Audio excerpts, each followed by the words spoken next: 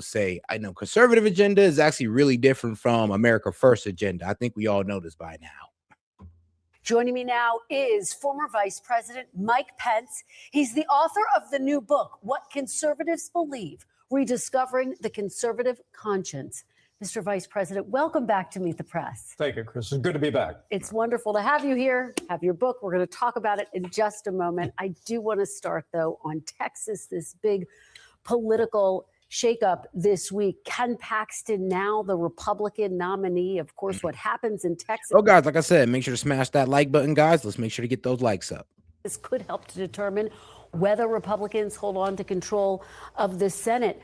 Republicans themselves, though, have raised ethical, moral, even strategic concerns about Attorney General Ken Paxton. Do you believe that Ken Paxton, as the nominee, could put the Texas Senate seat in jeopardy for Republicans? Well, I have great confidence in Republicans in Texas, and maintaining the majority in the Senate is enormously important in a midterm election where it's going to be an uphill battle in the House of Representatives. Although I'm proud of the effort Republicans are making in that regard as well. But look, I see all of this as evidence of, the President Trump has enormous popularity in the Republican Party. His endorsement in Texas, his endorsement in Louisiana, his endorsements in Indiana proved that out. And I think the reason the president is popular is because during our time in office, and yeah, I mean, honestly, the Trump endorsement has proven to be a sure way to victory when it comes to Republican primaries. And I do think Republicans are being a bit foolish when they sit here and be like, oh, this is a prelude to the midterms. I'm like, no, it's not. You actually got to deal with the Democrats at that time. So you're gonna have to deal with a whole different, voting block. That's the thing when they sit there and try to tell you that, these Indiana, Texas is a prelude to the midterms. No, it's not. No, it's not. I mean, it's good that we're keeping those places, but it's not really good. It's not really going to reflect what's going to happen in the midterms like they think it will. And you know what? I actually hope that it turns out that way. But the way this war is going out, the way the tackling of affordabilities, being handled, yeah, that's most likely not going to happen. Unless they turn course. They can always turn course and hop right back on path. But it doesn't seem like they're doing that. Over the last several years, people have seen this is a president who's been willing to fight the radical left and to champion the principles that have defined our party for 50 years. And I'm grateful for that. But the reason I wrote the book is because there's a new threat to that historic conservatism in the Republican Party. And it's a threat from the populist right. That would embrace big government, the policies, many of which have been embraced by this administration, of not only broad-based tariffs, nationalization of businesses, price controls. There's also been a willingness to embrace some of the rhetoric of the populist right with regard to isolationism. There are voices that have pulled us back from. I'm sorry, but that whole free trade BS, like the fact that, and this, let's be real, free trade was a Reagan thing. Like he's a true believer in free trade, and we're talking about Ronald Reagan.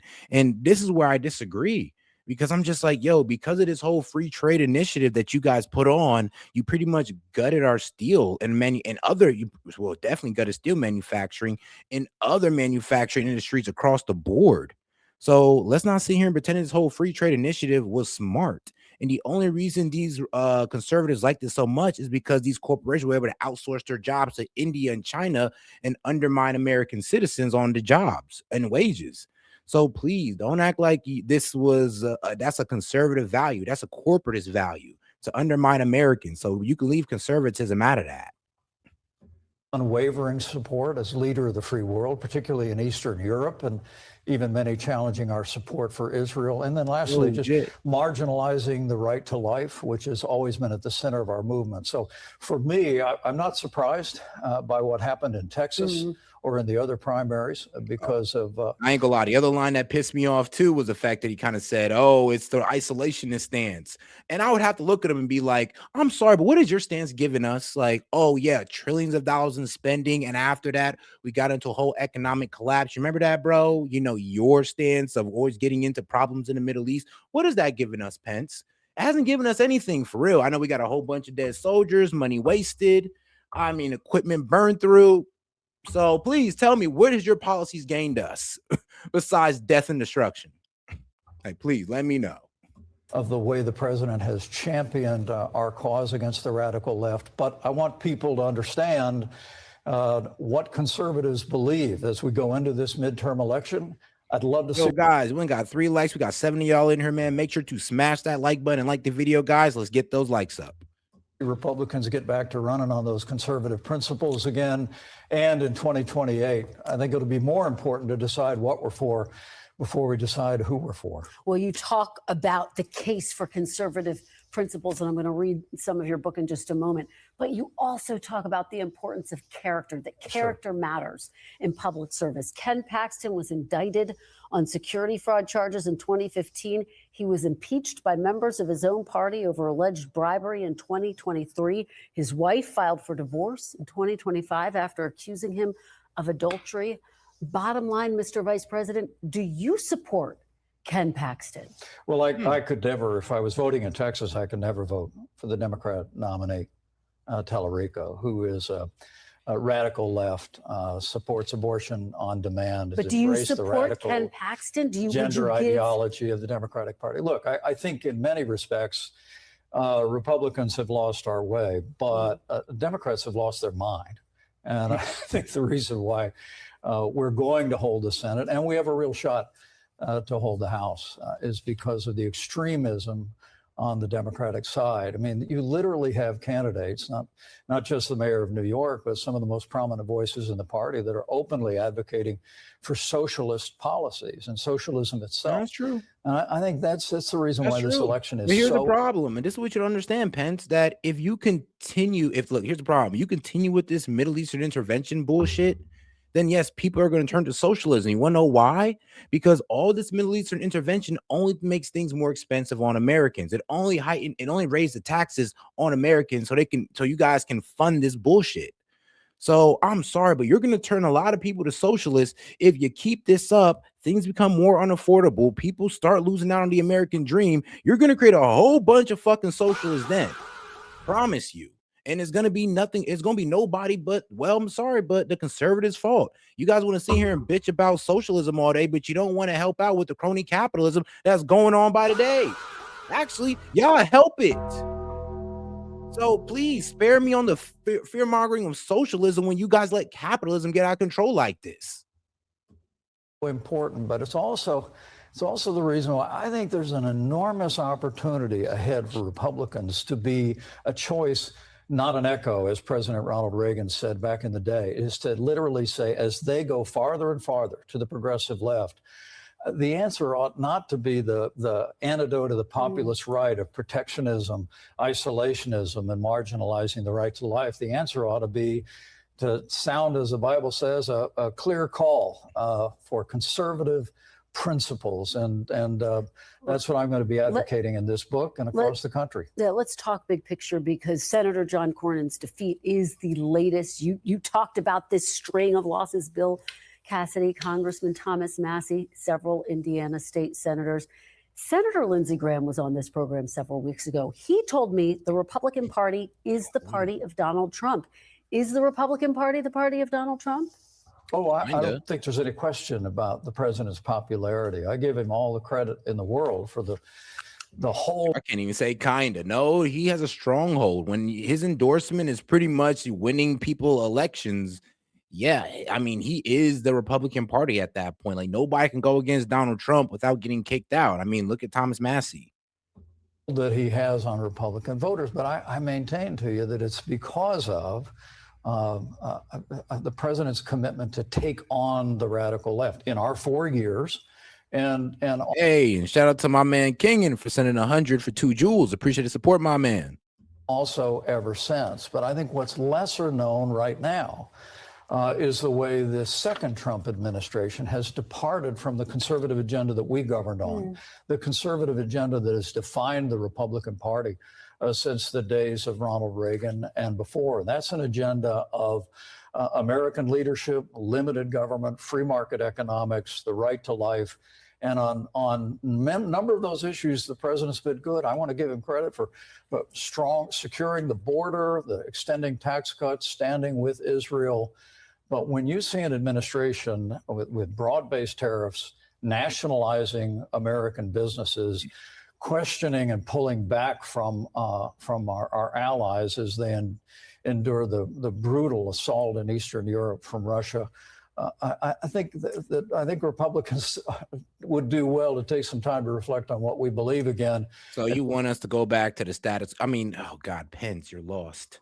Like, he's so lost. It's like, do you understand that your way of, like, conservatism, or, your way of being a Republican is what the young conservatives, young Republicans are rejecting? This is what we're rejecting. Your ideology that wants us to get into every conflict in the world and waste taxpayer dollars on it, or American lives.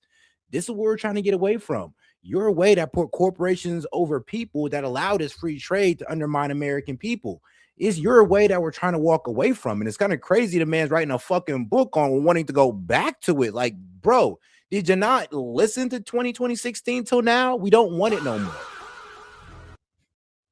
Take that message to the American people. Is there room right now, Mr. Vice President, in the Republican Party for disagreement? Well, in primaries, there's a little less room. What about general elections? You're making a robust case against populism. What about broadly speaking? I think that we're living in a time of extraordinary change in both political parties. You literally see the Democratic Party being dragged off, not just to the radical left, but to socialist policies and extremism on social issues.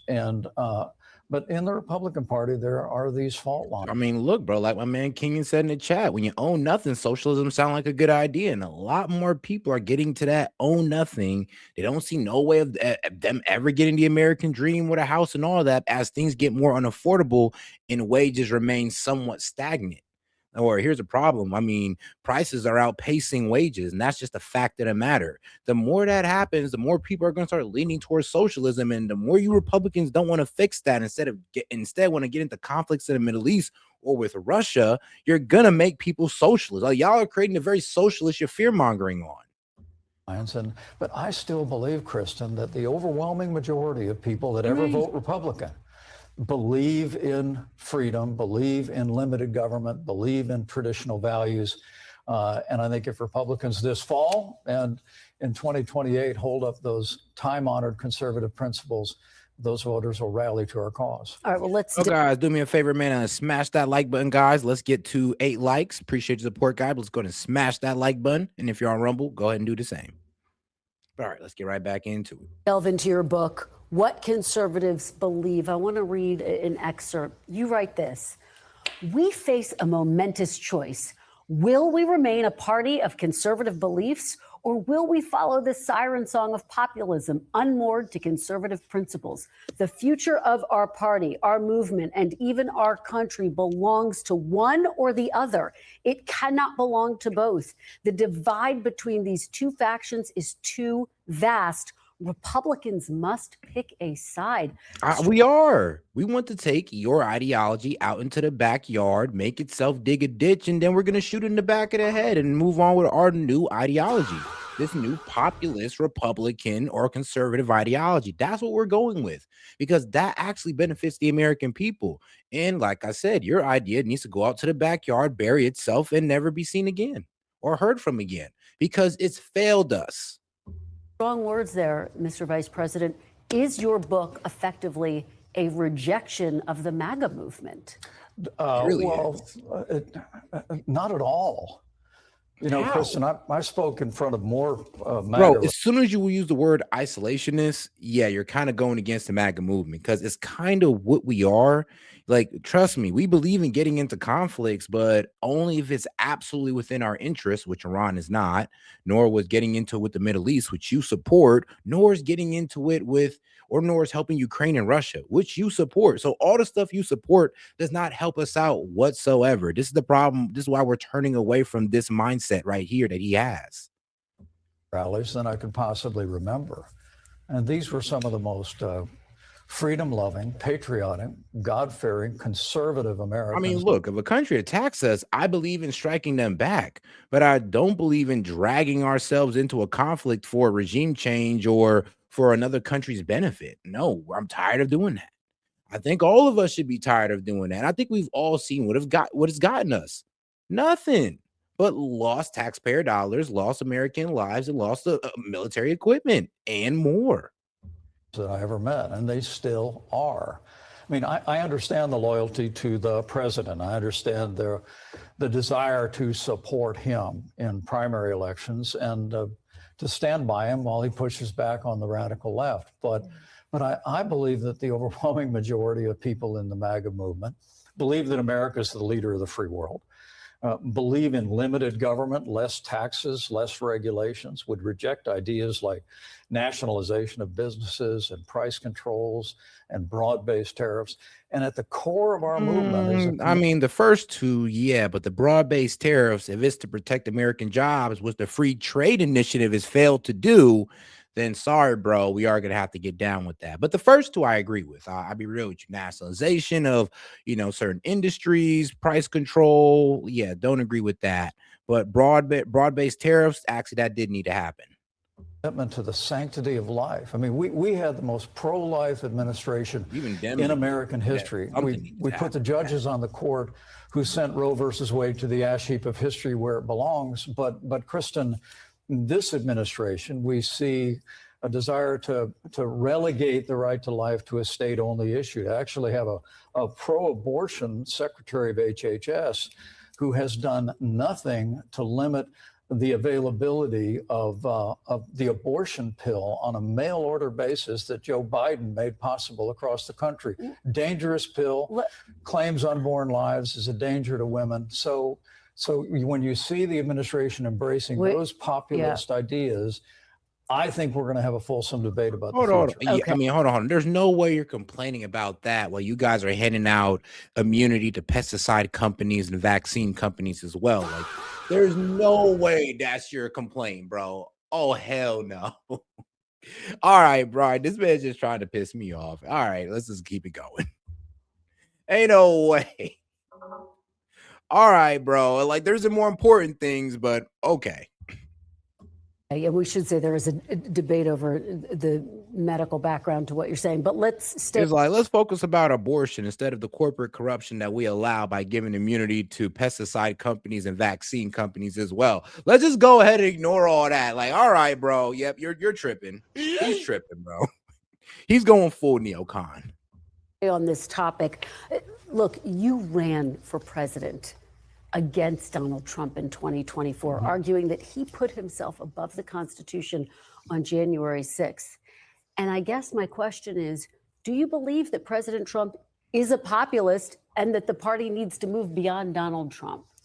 Well, I'm not much for labels, but I do say in the book that I lost count on the number of times that I would say to the president privately, well, that's the conservative position. And he'd wave his hand and say, he'd say, it's not conservative, it's just common sense. I mean, in fairness to the president, he's never really said he was a conservative.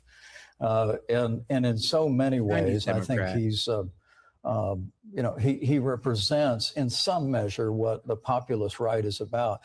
The populist right is attempting to take the president's departure from the conservative agenda, whether it be on tariffs, whether it be with regard to Ukraine and Eastern Europe, whether it be regard to life, and try to make that the new foundational philosophy of the Republican Party. So are you saying it's time for Republicans to move beyond Donald Trump? Well, look, as I wrote in the book, leaders fade into history, but principles endure. And I truly do believe that Republicans deserve to know that there is a populist right movement. Some of their agenda items the administration has embraced, some they haven't. I mean, I give the president great credit for the way he stood with Israel, stood up to Iran, to the way the president extended all those Trump-Pence tax cuts. But where he's embraced that populist movement, I think you could see the Republican Party, if we don't get it right, we're going to end up moving in the progressive direction. And for the sake not of our party or elections, but for the sake of the country, I believe we have to. So, bro, this is just an old man holding on to power at this point. This is what they're doing. They're trying to hold on to power. They're trying to push their ideology and push it into perpetuity into our generation, hoping that the next generation will carry this on. Well, guess what, bro? I'm sorry, but no, it's dead. It's dead. Well, we're done with this ideal. Like, bro, do y'all really hear this man right now? He's pretty much rejecting everything America first, everything MAGA for old school conservatism, the same old school conservatism we literally voted Trump in for, like the same old school conservatism that we honestly want to go against because it hasn't given us anything. Like I said, it's given more to honestly undocumented immigrants, H-1B visas, and well, corporate elites, but not really the American peoples. So it's kind of killing me how he's making this argument, and it kind of just sounds like an old man just who won't let his ideology die, who won't let the next generation take hold. He feels like he got to keep on pushing this because this is what he honestly thinks is best for America, even though his entire ideology is what most likely is causing the destruction of America today. Is everything that he promoted back in the day, wars, free trade, all of it. Have a party that's advancing these timeless conservative principles of life and liberty. Let's talk about the future. A lot of people see Vice President J.D. Vance as the potential heir apparent to President Trump. Could Vice President J.D. Vance be the type of leader of the conservative movement that you are talking about here? Well, I think that'll be up for voters to decide. But do you see him as someone who embodies the core conservative principles that you write about in this book? Well, what I'll tell you is my focus, the focus of the book, is I think it's going to be important as we look to 2028 to first focus on what we're for before we focus on who we're for. I mean, when I was vice president, I led in the polls as a potential successor to the president as well. It comes with the office to a certain extent, and the vice president's been carrying himself in a dignified and honorable way. I respect that. But I think as we go into 2028, my hope, my ambition is that we will have a fulsome debate over whether this populist right agenda, which is a big government Republican agenda that marginalizes values, that pulls back from American leadership in the world, is who we are, or whether we're going to return to those time-honored principles. Yeah, see, you want to go back to being the world police that, like I said, we failed doing. Like, we keep trying to be the world police with all this regime change BS, and it always blows up in our face. You always get the blowback, but for some reason, you want to, like, what, shame us for realizing your bad ideas? That's really what this is. This is about shaming us, telling that we're turning away from conservatism when no, bro. We're just turning away from y'all bad ideas. Your old generation, look, y'all had some decent ideas, but not a good lot of them. A lot of your ideas were bullshit. It didn't help out the younger generation. You're kind of the reason why we're here today. So excuse me, but can you kind of shut up and just let us handle things? Because I'm sorry, but yeah, we got to move on from the way that Mike Pence think, the way that these older Republicans think. This is the boomer generation or the boomer thinking that we're moving on from. The fact that this guy is out here low-key trying to even shame MAGA and the young conservatives, it lets you know that these guys are scared of us and they don't want our ideas to take over the conservative movement. But guess what, bro? It's going to happen, like it or not.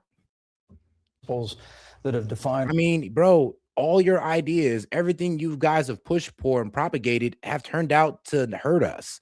Turned out to be a bad idea. Now you want to come on here and act like you've given us good results? Like, does this man hear himself? Our party, and not just won elections, but won a strong and free and prosperous. Hey, shout out to my man James. He sent the star for 2 jewels. Appreciate the support, my man. For America. We're almost out of time. Let's do a little rapid fire here. You've heard about the president's $1.8 billion fund, the so-called anti-weaponization fund, to pay people who say they were unfairly investigated or prosecuted by the government. It's tied up in the courts right now. But Mr. Vice President, should the government in any instance compensate people who attacked law enforcement officers on January 6th? Well, look, I think that. Hey, shout out to my man Jet. He says the last 2 GOP presidents before Trump followed exactly what he's saying, then got fucked up, and Democrat ended up winning, and things got worse. I'm good. Like, literally, like, bro, your like politics, your stances were the reason why we had Barack Obama take over. There's a reason why we had a Barack Obama, then Biden takeover. Like, I'm sorry. This is why it happened, because of y'all terrible policies. The old conservative, the boomer conservatives policies is what's going to lead to the Dems taking back power. And guess what? We're still going by them same dumbass boomer conservative policies. That's going to, guess what? Put the Dems back in power. All these bastards got to do is find themselves another Obama, and we're cooked. All they got to do is find them an elephant.